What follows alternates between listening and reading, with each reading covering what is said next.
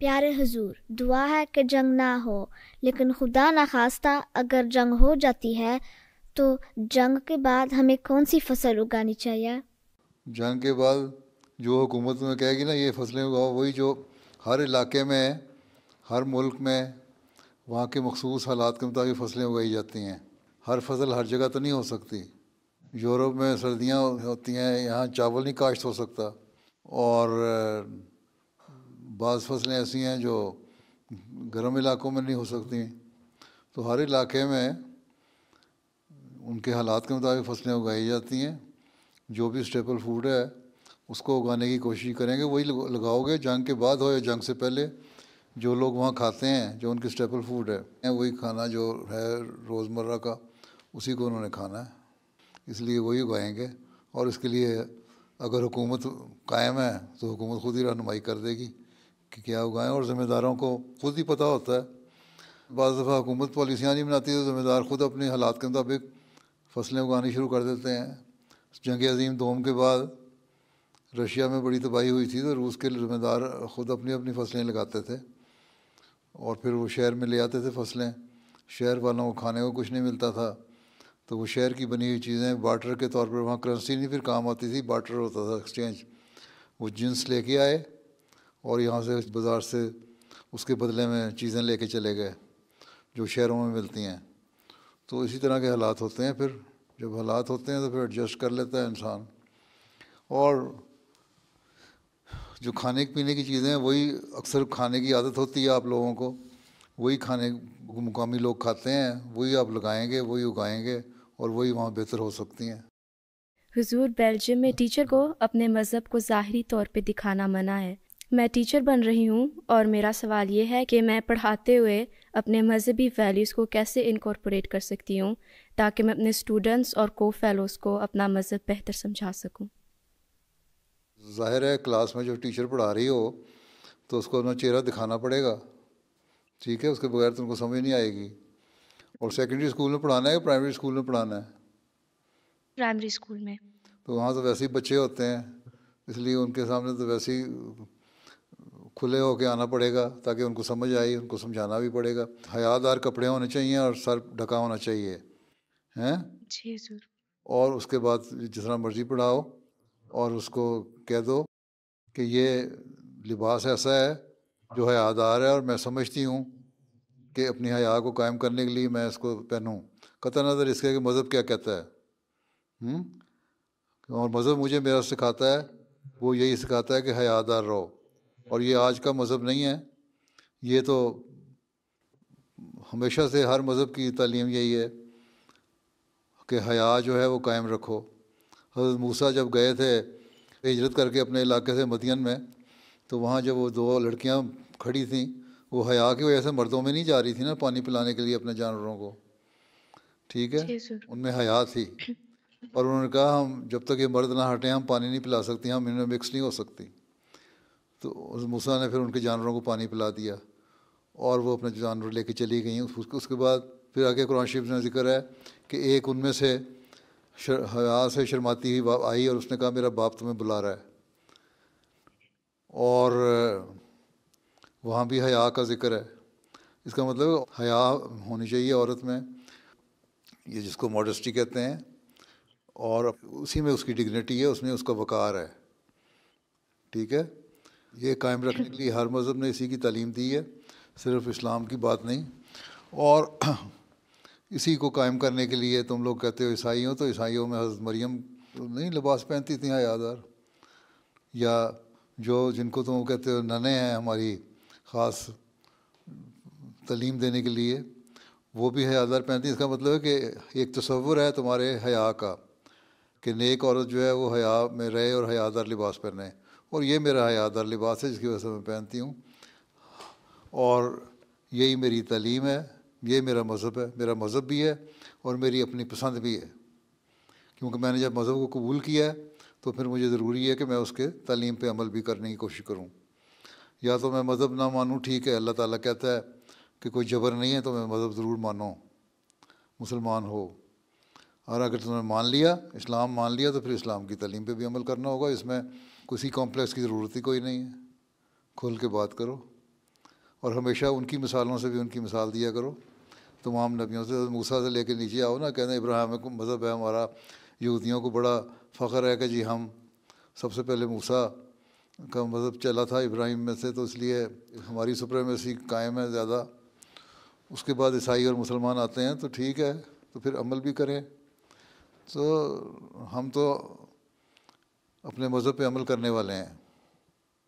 ٹھیک ہے، کوئی کمپلیکس نہیں ہے. جرأت پیدا کرو اور کھل کے بتایا کرو. ہاں اگر تمہارے عمل وہ نہیں ہے جو تمہارا مذہب کہتا ہے تو پھر تمہیں شرم آنی چاہیے. اگر نمازیں نہیں پڑھتی 5 وقت، اگر اچھے اخلاق نہیں ہیں، لوگوں سے اچھے طور پہ نہیں ملتی، لوگوں کا حق نہیں ادا کرتی، اور اپنے جو فرائض ہیں ان کو صحیح طرح انجام نہیں دیتی، تو اس پہ تو شرم آنے والی بات ہے. مذہب کے اظہار پہ تو شرم آنا نہیں چاہیے. اگر اچھی ٹیچر ہو، بچے خوش ہیں، اچھے اخلاق ہیں، تمہارے فیلو سٹاف ممبر تمہارے سے خوش ہیں، تو پھر کوئی مسئلہ ہی کوئی نہیں. جی، ٹھیک. جزاک اللہ حضور. میرا سوال یہ ہے کہ بعض اوقات انسان کو کسی دوسرے انسان سے بہت سخت تکلیف پہنچتی ہے اور اس کو اسے معاف کرنے میں مشکل محسوس ہوتی ہے. اس صورت میں ہمیں کیا کرنا چاہیے؟ آدمی کو اپنے جذبات میں کنٹرول ہونا چاہیے. اگر اللہ سے تعلق ہے اور ایک احمدی مسلمان بچے کو شخص کو اللہ سے تعلق ہونا چاہیے، تو پھر اگر کوئی تکلیف پہنچاتا ہے تو اس کو پیار سے سمجھاؤ کہ یہ تم نے بات غلط کی ہے.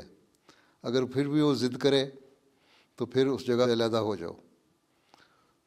اور پھر جہاں تک معاف کرنے کا سوال ہے، تو اگر دیکھ لو کہ بھی اس کی اصلاح ہو گئی ہے تو پھر معاف کرو. پھر دل میں کینہ نہ رکھو جتنی مرضی کسی نے تکلیف پہنچائی ہو. اور اگر کوئی اپنی اصلاح نہیں کرتا تو پھر بہتر ہے کہ اس سے اپنا فاصلہ رکھو، ڈسٹینس رکھو، اور اپنے اچھے سہیلیوں میں، اچھے دوستوں میں بیٹھ کے رہو. ٹھیک ہے. جی ٹھیک ہے. ہاں، اصل چیز گناہ یہ ہے کہ دل میں اس کی تکلیف کا جو اس نے پہنچائی ہے احساس کر کے پھر اس کو نقصان پہنچانے کی کوشش کرنا. جو ہمدرد انسان ہے، جب ہم نعرہ لگاتے ہیں کہ نفرت کسی سے نہیں، تو نفرت کسی سے نہیں کا مطلب یہ ہے کہ ہمیں دل میں اس سے نفرت نہیں ہے، اس کے عمل سے نفرت ہے. جو اس نے بات کی ہے اس سے نفرت ہے، جو اس کے عمل ہیں ان سے نفرت ہے، اور اس کی اصلاح کرنے کی ہم نے کوشش کرنی ہے. اس لیے کہ حضرت صلی اللہ علیہ وسلم نے فرمایا کہ مسلمان کا بھائی ہے، اور ایک دوسرے سے ہمدردی کرو اور ایک دوسرے کو فائدہ پہنچاؤ. تو ہم نے اس کو فائدہ پہنچانے کے لیے اور اس کو گناہ سے بچانے کے لیے کوشش کرنی ہے کہ وہ بچ جائے، اس کو سمجھایا جائے، نہیں تو اس کے لیے دعا کی جائے. ہاں اگر وہ ایسا ہی بد اخلاق ہے کہ مستقل تمہارے اعصاب پہ سوار ہو گیا ہے تو اس کی مجلس چھوڑ دو، اس سے فاصلہ کر لو، لیکن پھر بھی دعا کرتے رہو اس کے لیے. ٹھیک ہے، جزاک اللہ حضور. قرآن کریم میں وعدہ ہے کہ مقدس زمین راست بازوں اور نیک لوگوں کو ملے گی. حضور میرا سوال یہ ہے کہ اس وقت فلسطین کے لوگوں پر بہت ظلم ہو رہا ہے. حضور کے خیال میں کب تک یہ زمین راست باز اور نیک لوگوں کو ملے گی اور حقیقی امن قائم ہوگا؟ جب لوگ راست باز ہو جائیں گے، عبادت صالحین بن جائیں گے تو ہو جائے گا. اگر احمدی بڑی تعداد میں ہو جائیں تو سورہ بنی اسرائیل میں پڑھو نا، اگر پہلا رکوع، تو اس میں بھی اس بات کے لکھا ہوا ہے، تفسیر رکھی ہوئی ہے. ٹھیک ہے. اور یہی تھا، اللہ تعالیٰ نے کہا تھا کہ ان کو یہودیوں کو زمین 2 دفعہ ملے گی. پہلی دفعہ ملے گی، پھر یہ لوگ بےہودہ حرکتیں کریں گے، بغاوت کریں گے، اللہ تعالیٰ کے حکموں سے پرے ہٹ جائیں گے، ظلم کریں گے، تو ان سے زمین چھین جائے گی. اور وہ زمین چھینی گئی پرانے زمانے میں، ایک بادشاہ نے اس کو چھین لیا. پھر ان کو دوبارہ اللہ تعالیٰ نے ان کو وہاں آباد کر دیا. دوبارہ آباد اس طرح کر دیا کہ یہودیوں کو اس طرح نہیں ملی، لیکن رومن امپائر کے ذریعے سے وہاں مل گئی. براہ راست تو نہیں ملی، وہاں عیسائی بھی تھے، ان میں یہودی بھی تھے رومن امپائر میں، اور وہ توریت کو ماننے والے تھے. اس کے بعد پھر ان سے نکل گئی زمین، پھر مسلمانوں کے قبضے میں آ گئی، پھر دوبارہ ان کو مل گئی. اب اگر اس کا مطلب یہ ہے کہ مسلمانوں میں بھی عبادت صالحین پیدا ہونے والے ہیں. اس لیے پہلے تو ہمیں اپنے آپ کو اللہ تعالیٰ کے ایسا بندے بنانا چاہیے جو اللہ تعالیٰ کی نظر میں صالحین ہوں. اپنے آپ خود نہ ہم سمجھیں گے ہم تقویٰ پہ چلنے والے ہیں، بہت نیک ہیں، ہم نے لا الہ الا اللہ محمد رسول اللہ پڑھ لیا تو ہمارا حق بن گیا کہ اب ہر چیز جو اللہ تعالیٰ نے کہا ہمیں ملے. اللہ تعالیٰ کے وعدے ہمارے سے بھی اس وقت ہیں جب تک ہم نیک عمل کریں گے، اللہ تعالیٰ کے حق ادا کریں گے، اللہ تعالیٰ کے بندوں کے حق ادا کریں گے، اور جو اس کے حکم ہے اس کے اوپر عمل کرنے کی کوشش کریں گے. تو اس زمانے میں حضرت مسیح علیہ السلام کو اللہ تعالیٰ نے اس لیے بھیجا تھا کہ وہ اسلام کی تعلیم جو حضرت صلی اللہ علیہ وسلم لائے تھے اس کو یہ مسلمان بھول بیٹھے ہیں اور اس پہ عمل نہیں کر رہے. اس کو صحیح طرح لوگوں کے سامنے پیش کیا جائے اور ان کو بتایا جائے کہ تم لوگ اسلام کی صحیح تعلیم پہ عمل کرو اور ایک جماعت قائم کرو کہ حضرت مسیح علیہ السلام کے ذریعے سے اللہ تعالیٰ نے، اور اس کی پیش گوئی قرآن شریف میں بھی فرما دی سورہ جمعہ میں، اور حضرت صلی اللہ علیہ وسلم کے ذریعے سے حدیث میں بھی فرما دی مسیح اور مہدی کے زمانے کے آنے کی. اب اگر دوبارہ حکومت ملی اور وہ ظلم کر رہے ہیں تو یہ تو ٹھیک ہے، وعدہ ہے اللہ تعالیٰ کہ ان سے حکومت چھن جائے گی. کب؟ یہ اللہ تعالیٰ بہتر جانتا ہے. اور کب عباد الصالحین پیدا ہوں گے، اور عباد الصالحین ہم میں سے جب ہوں گے تو ہمیں وہ ملے گی. اور عباد الصالحین کا مطلب یہ ہے کہ ان دعائیں کرنے والے اور نیک عمل کرنے والے لوگ ہوں گے، تلواروں کے ذریعے سے نہیں ملے گی. حضرت مسیح علیہ السلام کے آنے کے بعد آپ نے جنگ اور جدال جو ہے وہ آپ نے حضرت صلی اللہ علیہ وسلم کی پیش گوئی کے مطابق، حدیث کے مطابق بند کر دی. اس کا مطلب ہے کہ ہم لوگوں کو دعاؤں کی طرف زیادہ توجہ دینی چاہیے. ہم دعا کریں گے، اپنے عمل نیک کریں گے، اللہ تعالیٰ کا حق ادا کریں گے، اس کے بندوں کا حق ادا کریں گے، تو پھر ان ظالموں سے بھی ہمیں نجات مل جائے گی.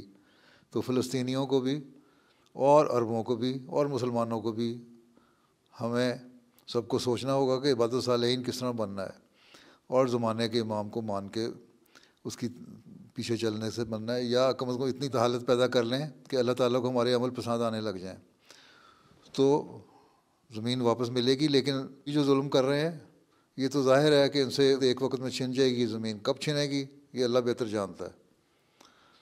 اور پھر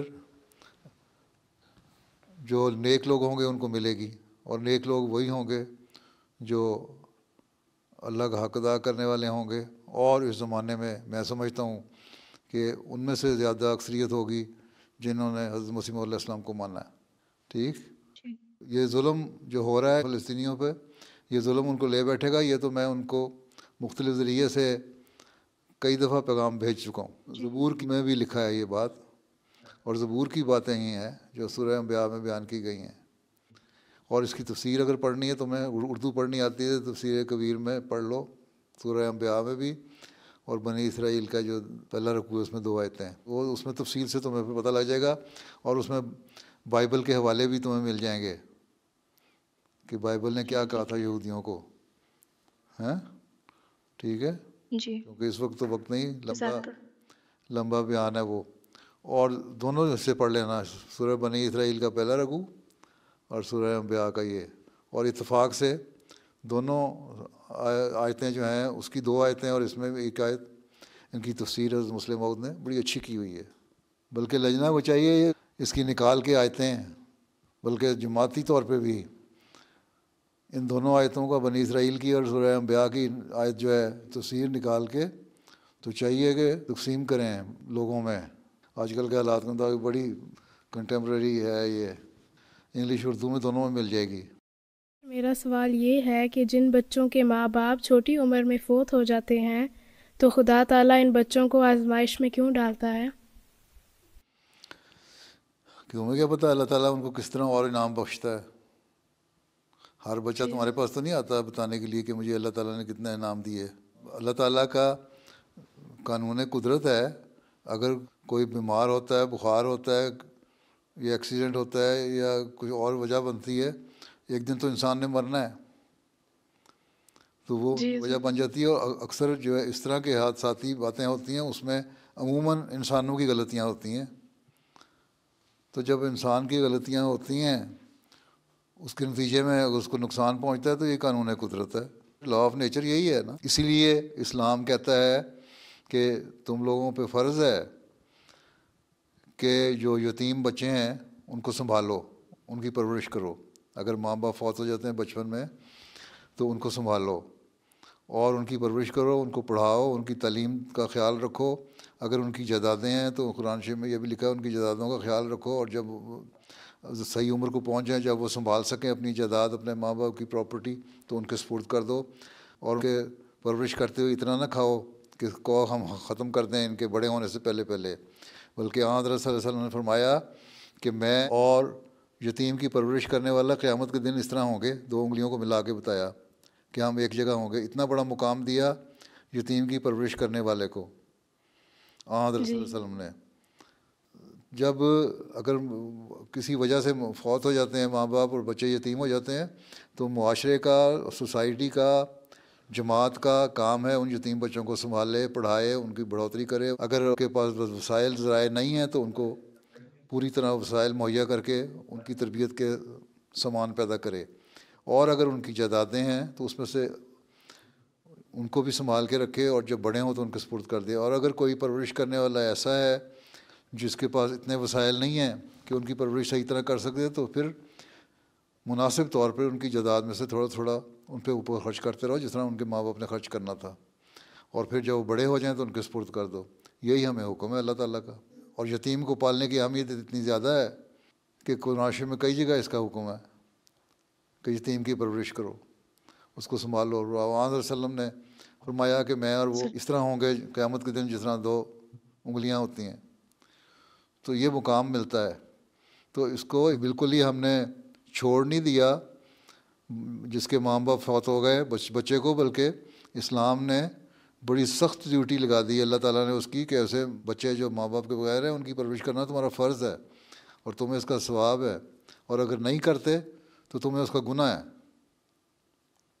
جی پیارے حضور. ٹھیک ہے. تو اسلام نے جزاکم اللہ.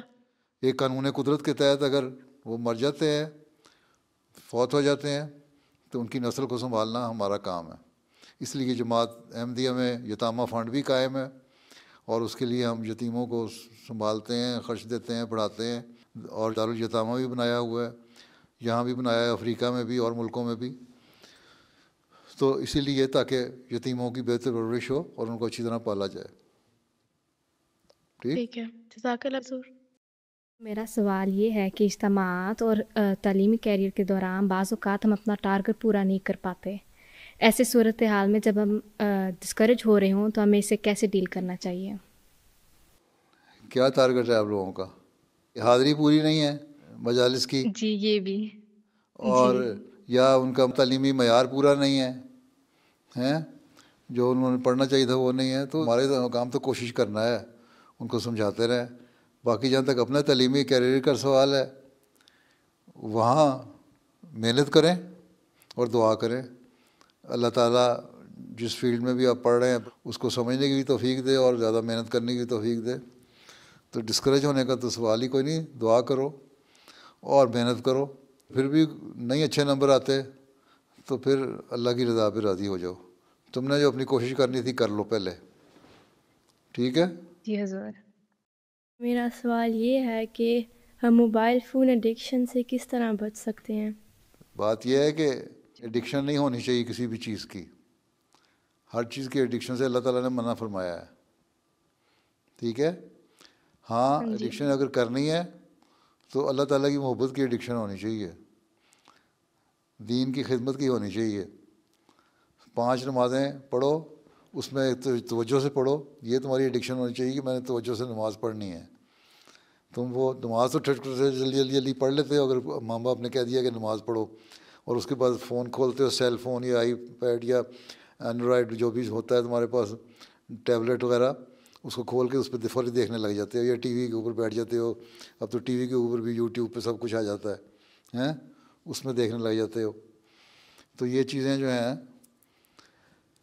یہ چیزیں غلط ہیں. نماز کو وقت پہ ادا کرو اور اچھی طرح ادا کرو. قرآن شریف پڑھو، اچھی طرح پڑھو. وقفات 9 کا تو خاص طور پہ فرض ہے. وقفات 9 نے اپنے آپ کو وقف کیا ماں باپ نے اس لیے کہ وہ دین کی خدمت کریں گی. 15 سال کے بعد آپ لوگ کریں گی وقف، تو اس بات پہ کہ ہم اس کو رینیو کرتے ہیں اپنے بانڈ کو. 21 سال کی عمر میں جا کے دوبارہ رینیو کریں گی. تو اس لیے تاکہ ہم دین کی خادمہ بنیں، اور دین کی خادمہ بننے کے لیے اللہ سے تعلق پیدا کرنا ضروری ہے. پہلی بات، اللہ سے تعلق پیدا کرنے کے لیے نمازیں اچھی طرح پڑھنا ضروری ہے. ٹھیک. پھر قرآن شریف پڑھنا ضروری ہے، قرآن شریف کو سمجھنا ضروری ہے، اور جب سمجھو گی تو اس کی تعلیم پر تم عمل کرنے کی بھی کوشش کرو گی. اچھے اخلاق ہونے چاہیے. ٹھیک ہے. یہ ساری باتیں جب کرو گی تو پھر تمہارے سے تھوڑا سا وقت ملے گا موبائل فون دیکھنے کا. موبائل فون دیکھنے کا جب وقت ملے تو اس میں اچھی اچھی چیزیں دیکھو. آج کل تو انتہائی فضول قسم کی، لغو قسم کی بھی، بےہودہ قسم کی چیزیں آ جاتی ہیں موبائل فونوں پہ ہیں. اس سے بچنے کی کوشش کرنی چاہیے. نظر علیحدہ خراب ہوتی ہے بچوں کی. تو کہتے ہیں 14-15 سال تک تو بچوں کو ویسے ہی 1 گھنٹے سے زیادہ اسکرین پہ نہیں بیٹھنا چاہیے. اب تو اسکولوں میں بھی اسکرین پہ بٹھا دیتے ہیں، گھر آ کے بھی اسکرین پہ بیٹھتے ہیں تو کئی گھنٹے لگ جاتے ہیں، نظریں خراب ہو جاتی ہیں. ہر ایک کی اینکیں لگی ہوتی ہیں. تم بڑی خوش قسمت ہو، تمہاری اینک نہیں لگی ہوئی. اس لیے ان چیزوں سے بچنا چاہیے. ٹھیک ہے. جی چلو. جزاک اللہ. میرا سوال یہ ہے کہ ہم کیسے اپنے نفس سے لڑ کر خدا کی رضا میں راضی ہو سکتے ہیں؟ اللہ تعالیٰ پہ ایمان پیدا کرو نا پہلے تو. اللہ پہ تمہیں یقین ہے کہ اللہ تعالیٰ ہے؟ جی. ہے. نماز پڑھتی ہو؟ جی. کبھی تمہاری نماز میں دعا قبول ہوئی ہے یا ویسے؟ ہاں جی. اور کبھی اللہ تعالیٰ نے تمہیں تمہاری خواہش کے مطابق تمہاری خواہش پوری کی ہے؟ تمہیں یقین ہو کہ یہ چیز مجھے نہیں ملنی اور پھر اچانک ایسے سامان پیدا ہو جائیں کہ مل جائے. کو بہت سارے واقعات میں سناتا ہوں، چندوں کے بارے میں بھی، اور بچوں کے اس میں بھی ہوتے ہیں واقعات کہ ہمیں پتہ ہی نہیں ہوتا تھا، ہم نے چندہ دیا یا ہم نے فلان ایک کام کیا تو اللہ میاں نے ہمیں اس طرح نوازا. تمہارے ساتھ بھی ہوا ہوگا نا اس طرح. جی. ٹھیک ہے. تو دیکھو جب اللہ تعالیٰ اتنا پیار کرنے والا ہے، اتنی ساری چیزیں کرتا ہے، تو پھر ہمیں چاہیے نا کہ اللہ کی بات مانیں. اور اگر کبھی کسی وقت اللہ تعالیٰ نہیں ہمیں کوئی چیز دیتا تو راضی ہو جائیں اس کی رضا پہ. ہر وقت اپنی بات نہ مانی جائیں، سیلفش نہ بنیں ہم کہ ہم نہیں اپنی بات مانی. اللہ تعالیٰ ہمارا کوئی نوکر تو نہیں ہے، وہ تو مالک ہے نا. وہ ہمیں پیدا کرنے والا بھی ہے، وہ مالک بھی ہے، ہمارا نوکر نہیں ہے اللہ میاں. اس لیے جب وہ چاہتا ہے کہ کیا چیز میرے بندے کے فائدے کے لیے اور کیا میں نے اس کو دینی ہے کیا نہیں دینی، کبھی تو اس لیے نہیں دیتا کہ اس کا نقصان ہو سکتا ہے، بندے کو نہیں پتہ اس کے نتائج کا. کبھی اس لیے نہیں دیتا کہ میں دیکھوں بندہ میرا پھر بھی شکر ادا کرتا ہے کہ نہیں. ٹھیک ہے. کوشش کرو کہ اللہ میاں جب مجھے اتنی اچھی اچھی چیزیں دے رہا ہے تو اگر ایک دفعہ میری بات نہیں مانی یا بعض چیزیں مجھے نہیں دیں تو میں راضی ہونا چاہیے اللہ کی رضا پہ. ایک واقعہ ہے، ایک بادشاہ تھا، اس کے دربار میں ایک آدمی تھا، اس کا بہت بادشاہ کا چہیتا تھا اور بادشاہ کی ہر بات مانا کرتا تھا. ایک دن گاؤں سے کسی سے بادشاہ کے لیے تحفہ لے کے آیا کوئی پھل، اور بادشاہ نے بندے کو پہلے کہا کہ تم کھاؤ، جو اس بادشاہ کا بہت پیارا تھا. اس بندے نے کھایا، بادشاہ نے کاٹ کے اس کو دیا تھا، خربوزے کی طرح کی چیز تھی. اس نے اس کی تعریف کی، بڑا اچھا ہے بڑا اچھا ہے بڑا اچھا ہے. تو بادشاہ نے سمجھا کہ بڑا اچھا ہے، تو بادشاہ نے خود بھی اس کا ایک لقمہ جب منہ میں ڈالا تو بڑا کڑوا تھا. بادشاہ نے بڑا غصے ہوا اس کے، تم نے اتنا کڑوا ہے اور تم کہہ رہے ہو بڑا اچھا ہے اچھا ہے، اس میں کیا اچھائی ہے؟ کہتا ہے بادشاہ سلامت، ساری عمر میں نے آپ سے فائدہ اٹھایا، آپ نے بہت ساری چیزیں مجھے دیں اچھی اچھی، اور مجھے فائدہ پہنچتا رہا، اور مجھے آپ نے انعامات بھی دیے. آج مجھے اگر آپ نے کڑوی چیز کھلا دی ہے، کوئی بری چیز دے دی ہے، تو اس کا مطلب میں ناشکرہ بن جاؤں اور اس کا آپ کو کہہ دوں کہ یہ کڑوی کڑوی ہے، مجھے کیا دے دیا؟ تو میں نے اس کو بھی اس لیے صبر سے کھا لیا تھا. تو اس طرح شکر گزاری ہونی چاہیے.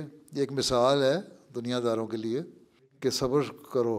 اچھی اچھی چیزیں جب اللہ میاں دیتا ہے اس کا شکر کرتے ہو نا، تو کبھی اللہ تعالیٰ جب امتحان لیتا ہے تو اس پر بھی اس کا شکر کرو اور اللہ تعالیٰ سے کہو اللہ تعالیٰ مزید امتحان میں نہ ڈالے. اور پھر جب شکر گزاری کرو گے، اللہ کہتا ہے جب تم شکر کرو گے تو میں اپنے انعامات کو اور بڑھاؤں گا. ٹھیک ہے. شکر کی عادت ڈالو. اللہ تعالیٰ سورۃ البقرہ آیت 272 میں فرماتا ہے، تم اگر صدقات کو ظاہر کرو تو یہ بھی عمدہ بات ہے، اور اگر تم انہیں چھپاؤ اور انہیں حاجت مندوں کو دو تو یہ تمہارے لیے بہتر ہے. پیارے حضور، میرا سوال یہ ہے کہ صدقات کو ظاہر کرتے ہوئے دینے میں کیا حکمت ہے؟ اللہ تعالیٰ نے کہا لوگ بعض دفعہ صرف دکھاوے کے لیے دیتے ہیں، چندہ یا صدقہ یا کسی غریب کی مدد کرتے ہیں، لوگوں کو پتہ لگے گا ہم بہت جینرس ہیں، ہم بہت لوگوں کو دینے والے ہیں، تو اس لیے ایسے لوگوں کو کہ تم چھپا کے دو، ٹھیک ہے، خاموشی سے دو تو زیادہ اچھی بات ہے۔ بعض لوگ اتنی خاموشی سے دیتے ہیں کہ دوسرے کو پتہ بھی نہیں لگتا۔ بعض دفعہ بعض معاملات میں دوسرے کو تاریخ پیدا ہوتی ہے چندہ دینے سے۔ تم نے چندہ دیا مثلا یا صدقہ دیا اور یا کسی غریب کی مدد کی، یتامہ فنڈ ہے اس میں پیسے دیے، جس طرح ابھی ذکر کیا تھا میں نے، تو یتیموں کی مدد کی، تو دوسروں کو بھی خیال پیدا ہوگا، تاریخ پیدا ہوگی کہ ہم بھی دیں، تو تمہارے ظاہر ہو کے دینے سے دوسرے کے اندر نیکی پیدا ہوتی ہے۔ اگر تم کسی کو صدقہ دیتے ہو یا چیریٹی دیتے ہو نا، تو جو تمہاری سہیلی ہے اس کو بھی خیال پیدا ہوگا کہ میری سہیلی نے دیا تو میں بھی دوں۔ اگر تم چھپ کے دیتی تو اس کو پتہ نہ لگتا، تم نے ظاہر جب دیا تو اس کو پتہ لگ گیا، تو اس نے بھی دیا، اس کو بھی ثواب ہو گیا۔ تو اس طرح نیکی کی تعریف کرنے کے لیے دینا اچھا ہے۔ اگر صرف یہ دکھاوے کے لیے ظاہر کرنا ہے تو وہ منع ہے، لیکن اگر اس لیے ظاہر کرنا ہے کہ دوسرے کو نیکی کی تعریف پیدا ہو جائے، میری وجہ سے دوسرے بھی نیک کام کریں، تو یہ اچھی بات ہے، اللہ تعالیٰ کو یہ پسند ہے، اس لیے فرمایا کہ ظاہر کر کے دو تو یہ بھی تمہارے لیے اچھا ہے۔ اس لیے میں بہت سارے واقعات چندوں کے سناتا رہتا ہوں نا لوگوں کے، وہ اس لیے سناتا ہوں کہ لوگوں کے یہ واقعات سن کے دوسروں کو بھی تاریخ پیدا ہو کہ انہوں نے اگر چندہ دیا اور ان پہ اللہ کا فضل ہوا تو ہم بھی چندہ دیں، ہم پہ بھی اللہ تعالیٰ فضل کرے، ہیں، یا صدقہ دیں یا خیرات دیں یا یتیموں کے لیے دیں یا مریضوں کے لیے دیں یا اور کسی کی مدد کے لیے دیں، کسی چیریٹی میں دیں۔ تو جب ہم اس طرح دیتے ہیں تو دوسروں کو بھی تاریخ پیدا ہوتی ہے، دوسروں کو بھی خیال پیدا ہوتا ہے کہ ہم بھی اس نیکی میں حصہ لیں۔ اس لیے یہ حکمت ہے کہ بتا کے بھی دینا چاہیے تاکہ دوسروں کو نیکی کی تاریخ پیدا ہو، لیکن اگر دینے والا اس نیت سے دے رہا ہے میری تعریف ہو تو وہ غلط ہے۔ ٹھیک ہے جی ٹھیک ہے، جزاک اللہ حضور۔